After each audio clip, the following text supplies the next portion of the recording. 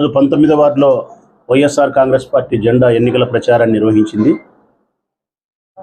స్థానిక వైఎస్ఆర్ కాంగ్రెస్ పార్టీ నాయకుడు చాను ఆధ్వర్యంలో రాము, శశి, మిగతా వైఎస్ఆర్ కాంగ్రెస్ పార్టీ నాయకుల యొక్క ఆధ్వర్యంలో ఈ ప్రచారం చాలా గొప్పగా నిర్వహించబడిందని చెప్తా ఉన్నా.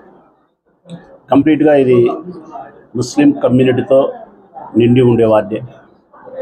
80% పేదవారితోనూ మధ్యతరగతి కుటుంబీకులతోనూ ఉండేవాటి. అంటే సంక్షేమ పథకాలు గడప గడపకు అంది ఉండేవాడు. సంక్షేమ పథకాలు గడప గడప అందినాయి అంటే తప్పనిసరిగా అది వైఎస్ఆర్ కాంగ్రెస్ పార్టీకి పూర్తి అనుకూలం ఉండే వాతావరణమే. ఈ వార్డులన్నీ కూడా అంతే. ఎక్కడ చూసినా కానీ ముస్లిం సోదరులు కానీ ఇతర మతస్థులు కులస్తులు కానీ జగన్మోహన్ రెడ్డి గారి పాలనను అభినందిస్తూ ఉన్నారు. వారి సంక్షేమ పథకాల వెల్లువ వారి పేదరికానికి తోడుగా నిలబడిందని చెప్తా ఉన్నారు. వారి పిల్లల భవిష్యత్తుకు నాడు నేడు మన బడి పెద్దగా ఉపయోగపడిందని చెప్తా ఉన్నారు. ఇచ్చిన మాట కట్టుబడి డాక్రా గ్రూపుల్లోని మహిళల యొక్క రుణాలను 200 కోట్లు చెల్లించినందుకు ధన్యవాదాలు అని చెప్తా ఉన్నారు. ఇన్ని మంచి చేసిన ఈయనను పోగొట్టుకోవాల్సిన అవసరమే ఉంది. చేస్తాడో చెయ్యడో మాట ఇచ్చి తప్పే చంద్రబాబు నాయుడు ఓటు వేయాల్సిన అవసరమే ఉంది. ఇచ్చిన వ్యక్తిని పోగొట్టుకొని అపనమ్మకం ఉండే వ్యక్తికి ఓటు వేయాల్సిన అవసరం మాకు లేదు నాయన. మేము ఆయన యొక్క రుణం తీర్చుకోవాల్సిన బాధ్యత ఉంది. మా భవిష్యత్తుకు మళ్ళీ మేము బంగారు బాట వేసుకోవాలంటే జగన్కు మేము ఓటు వేయాలి. మా పిల్లలు బాగుండాలన్నా, మేము బాగుండాలన్నా, ముఖ్యంగా పేదవాళ్ళం బాగుండాలంటే జగన్ అధికారంలోకి రావాలి. మీరు చెప్పినా చెప్పకపోయినా మేము ఫ్యాన్ గుర్తుకే ఓటేస్తాం. ఎవరు అడిగినా అడగకపోయినా మేము జగన్ సమర్థించే వాళ్ళమే. ఇది ప్రజల యొక్క నాడి, ప్రజల నోట్ల నుంచి వచ్చే మాటలు. ఇది క్షేత్రస్థాయిలో ఎవరు విలేకరులు కానీ ఇతర ఏ రాజకీయ పార్టీలు సంబంధం లేనట్టు పోయి విచారించుకుంటే కూడా కనపడే సత్యం ఇదే. ఈరోజు జగన్ వెంట మాలాంటి నాయకులు ఉన్నా లేకపోయినా విజయం జగన్ వైపే. జగన్ వెంట నడిచే నాయకులకు ప్రజల నుంచి గౌరవం, ఆదరాభిమానాలు లభ్యమవుతాయి.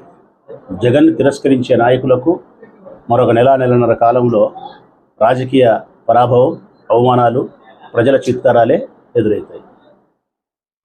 వైఎస్ఆర్ కాంగ్రెస్ పార్టీకి మోసం చేసిన, వైఎస్ఆర్ కాంగ్రెస్ పార్టీ నాయకత్వాన్ని బలహీనపరచాలని ఎవరు ప్రయత్నం చేసినా వారే రాజకీయంగా బలహీనపడిపోతారు మరొక నెలన్నర కాలంలో.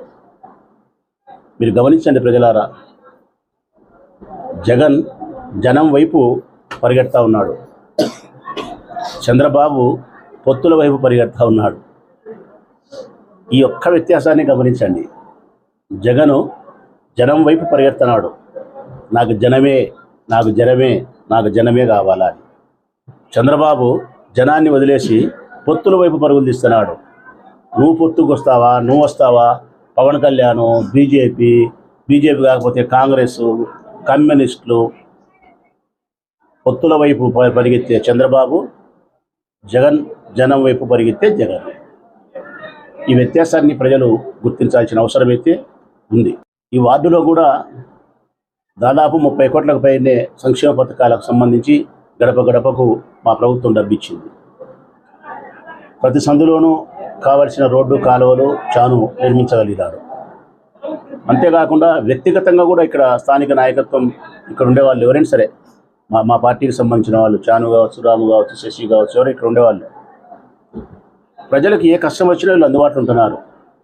అది ఏదన్నా కానీ, ప్రమాదం కావచ్చు, పెళ్లి కావచ్చు, శుభకార్యం కావచ్చు, రోగం కావచ్చు, హాస్పిటల్ కావచ్చు, లేకుంటే MRO office, MEd office, police station, ఇంట్లో మరో సమస్య, ఆర్థిక ఇబ్బందులు, ఏది ఉన్నప్పుడు కూడా వీళ్ళు ఆ ఇంటి కుమారుల్లాగా ఉపయోగపడుతున్నారు. నేను ప్రతిసారి చెప్పేది అదే. జెండా ఎంత శక్తివంతంగా ఉంటుందో, జగనన్న పాలన ఎంత గొప్పగా ఉంటుందో, దానికి స్థానికంగా ఉండే వాటిలో ఉండే నాయకత్వం ప్రజలకు అందుబాటులో ఉండి తలలో నాలుకై వారి పేదరికానికి, వారి కష్టాలకు తోడుగా నిలబడగలిగితే నాలాంటి ఎమ్మెల్యేలను గెలిపించడం అన్నది అత్యంత సులభమవుతుంది. ప్రజలు వేయడానికి సిద్ధంగా ఉన్నారు. ఆ ప్రజలను మరింత దగ్గర చేసుకోవాల్సిన బాధ్యత స్థానిక నాయకత్వాన్ని.